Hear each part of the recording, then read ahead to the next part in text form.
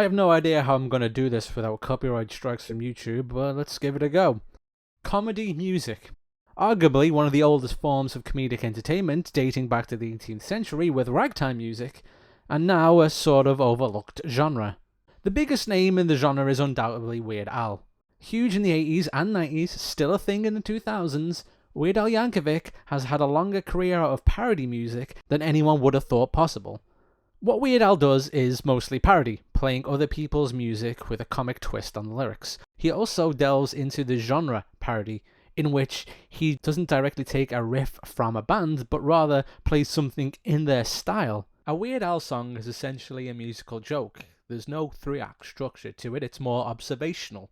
But whereas a stand-up would be telling observational jokes about their life, Weird Al is doing observations about plot points, or about people, or about bizarre situations. And that's not to say songs can't be written around a 3-act structure, because they can and they are. Let's be clear about what the 3-act structure is in comic terms before we start talking about it. The 3-act structure for a sitcom looks like this. Act 1 is the setup, the place where we discover the goal and the plot obstacle. Act 2 is where you would find the first attempt to overcome the obstacle fail. Act 3 is where you get your conclusion, usually with a final comic twist. Now let's look at some examples of comic music that uses a 3-act structure. Stephen Lynch, as described in his own song Beals, is a singing comedian. His songs are structured like a sitcom too, only much simpler. On his 2000s debut album, there is a song called Lullaby in which he sings a goodnight song to his fictitious daughter, explaining why the mother left. The comic twist being that the mother left because the father is degenerate. Act 1 of the song is him setting up the premise. It's the father singing the lullaby to get his daughter to sleep. Act 2 is him explaining how he is singing the lullaby because mummy isn't coming home anymore because of daddy's transgressions. Act 3, the comic conclusion and twist, is that he wants his daughter to be happy and will bring her home a new mummy from the strip club, inferring that he hasn't changed, he won't change, and he doesn't even know that he has to change. Please don't cry, I swear I'll try to be here by your side.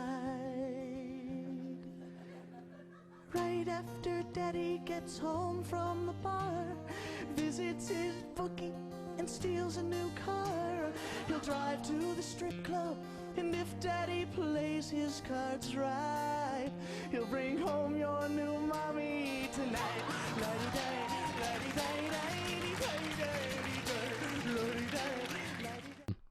Of course, there's no need to delve deep into the subtext of these songs. These are jokes set to music, and that's fine. But reading into stuff is what we do here, and I do honestly think there is a lot to admire about how well these songs are structured. They contain the same comic elements as any good stand-up set. The strong open, the callback, the big closer. Stephen Lynch has the song 3 Balloons about sneaking cocaine onto a plane, only to divulge in the third act that the guy who is singing the song about sneaking the cocaine onto the plane is in fact the pilot. That's just great stuff. I'm a big fan of list gags, which is essentially what this song is, and I would have been content if this song was just a long list of infeasible things this dude shoves up his ass while going on a plane, but the punchline is what takes it from a good joke to a great one. I was a little eager when I loaded up my stash. 5 balloons of ecstasy and 6 balloons of hash. 8 balloons of LSD and 9 of Sensi Mild. A box of Chinese fireworks, Guatemalan child. I made it to the gate now, and my joy I can't contain. I board the aircraft, take my seat in the cockpit of the plane. As I taxi down the runway, I get a smile on my face. I've got 3 balloons of coke in an uncomfortable place. Flight crew prepare for takeoff as I lift us into air. And by the way, does anyone want to buy Guatemalan child from a derriere? And then there's songs like So This Is Outer Space, which flips the formula around and has the punchline at the beginning, where he reveals that this is not outer space and that he is just on an acid trip at the mall. And that still works. So this is outer space, what a lovely place. I can't wait to tell the human race, hello alien, will you be my friend? Wait, there's something I can't comprehend. It's not outer space at all, I'm just at the mall. Holy shit, I'm freaking out, y'all. You're on acid. You're on acid. You're on acid. Oh, that's right, let's go to the arcade. Another example, the late great Trevor Moore, taken from us far too soon, but leaving behind a solid back catalogue of really funny, very smart music. On his first album, Drunk Text to Myself, he has a song called God Hates the Tips of Little Babies' Dicks, which is about circumcision, which is funny, but is also a commentary on how bizarre religious practices are still carried out today. What Trevor Moore does that other people in the genre don't is he creates a weight to the songs as well, which he does in this song about circumcision with the line, "Today across the land, people still keep his commands. Children learn their first lesson right after birth. The ones who are supposed to protect them hold them down and painfully correct them. Then they smile and say, welcome to life on earth." which is both funny, sad, and pretty poignant. Moore really did get deep in his silly songs. He ventured into the topic of the fourth dimension a few times. He has a 7-minute song in which he points out the dangers of obsession with celebrity by musically recounting the events of Keeping Up with the Kardashians. Again, poignantly summarising his point at the end of the song with, we can change this, but we have to start looking away.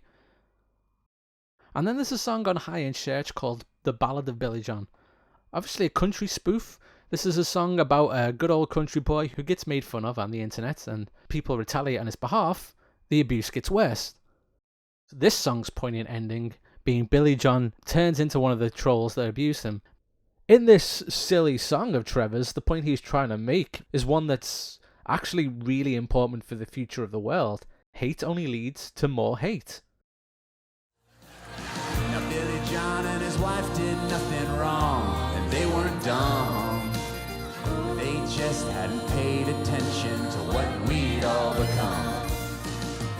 And a couple weeks later, after avoiding it for some time, a broken down and changed Billy John finally went back online. He found a page of a blogger still making fun of his wife. He signed up and made an account, and this is what he typed. Eat a bag of shit, cunt face. Go and blow your fucking dad. Your shit just raped my eyes. Never read nothing so bad. I hope you fucking die, and I hope you get AIDS. And the world lost a Billy John, and it gained more of the same.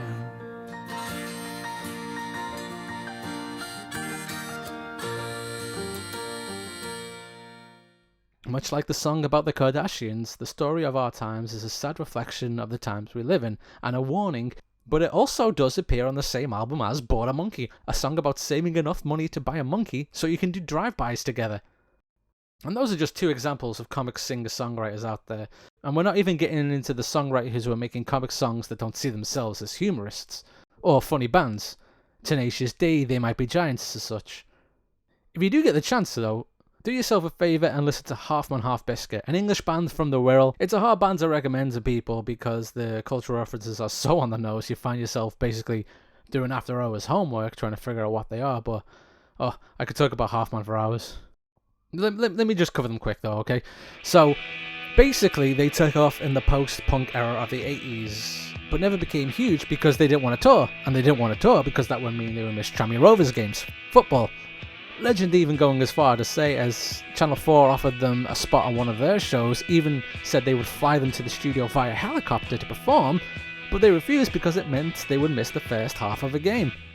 Here's a clip of them in the 80s playing their first notable hit, Duke Park Away Kit, which is, and stay with me here, a reference to the 1940 song All I Want for Christmas Is My Two Front Teeth, and also to the Chechen football team, the singer-songwriter Nigel Blackwell, presumably supported during the European football seasons, Duke of Prague.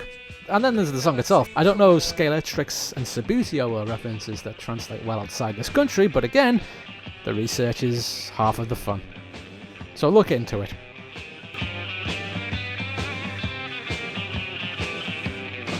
It was a dodgy transformer, again and again. A dodgy transformer, again and again. It was a dodgy transformer, again and again. A dodgy transformer, the costly mountain, which was quite expensive in those days. And this song doesn't represent what they necessarily sound like either. They're not just like King Missile, comic punk bands being a whole other thing I don't have the time or the energy to get into. Halfman also performed plenty of up-tempo numbers like Joy Division on Gloves, which became the centre of a campaign by the BBC to save a radio station, so as underground as they were, they also were recognisable in the mainstream. And they plugged away for years, just off the back of the loyal supporters of the geeky music they made, much like Weird Al. And I have to mention while I'm talking about them, the 2018 album No One Cares About Your Creative Hub, So Get Your Fucking Hedge Cut, for its expertly crafted 1 minute 19 second song, Renfield to Foot, about a rather visceral reaction to someone posting notice of a batwalk. Meet at the cafe car park at 7 p.m. for a 7:30 start. Strictly no dogs. My response to that was this. Who the fuck are you? Trying to govern everybody's batwalks? Who the fuck are you? Trying to be the bigger I am? Well, I know this place like the back of my hand in a way you'll never understand, so don't go trying to organise my batwalks. I'll be going on any time I like walks. Tuesday, 2 a.m, Bolloco. To try and get this back on topic, let's talk about Weird Al again. Skipper Dan. It's sort of a Weezer style song. I don't know, it might just be a Weird Al style song that's not a spoof of anything. But it's about a tour guide at a theme park, thought he would be a great actor and ended up just playing the role of Skipper Dan, a guy who does tours at a theme park. The thing about this song that interests me is that it's so depressing. It's bleak, there aren't any jokes in there, it's just a sad song about a sad man who's wasted his life. It's a Weird Al song about a sad man who's wasted his life. It gets deeper. There's an interview with Weird Al where he talks about the song itself, saying he feels the character's pain because he knows what it's like to be on all the time and have to tell the same jokes for years over and over again. I mean, Weird Al is still playing like a surgeon, for Christ's sake. He's satirizing songs that the younger part of his audience never heard the original of. Skipper Dan is one of my favourite Weird Al songs, though.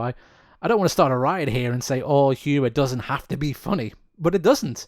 All you need for a joke is a humorous premise and an instant reaction. The premise of this song, a guy who was in Speed the Plow and now has to dress as a jungle explorer and point to animatronic animals all day. It's funny. It's not ha-ha funny, it might be funny, but that's still a reaction. A thing I've seen Weird Al mention in a few interviews is how he doesn't see the need to separate comic music into its own category. Why can't he just be a pop rock musician whose music is comical? And you know what, he's right. Like I said at the beginning, he does write original material too. In 2018, he went on the ill-advised Vanity Tour, in which he didn't play any of the chart-topping parody numbers that made him famous. One of the gigs is up on YouTube, and it's really good. It shows how clever the comic mind of Weird Al is, and how amazingly proficient his long-serving band members are. The official YouTube also has a supercut of the band playing a different cover on every night of the tour. They learnt 77 songs so they could play them just once. You can see why Weird Al doesn't want the asterisk in front of his musician title, because he doesn't deserve to be pigeonholed. Even though I personally do believe comic music is its own thing, and Weird Al is, whether he likes it or not, the king of that genre.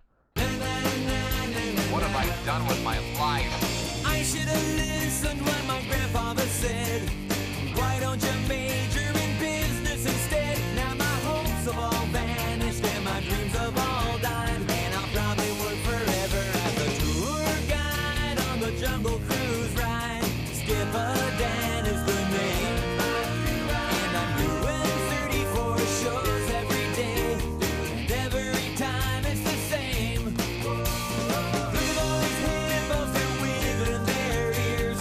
Somebody shoot me 'cause I'm bored to tears. Always said I'd be famous. I guess that I lied, 'cause I'm working on the Jungle Cruise ride.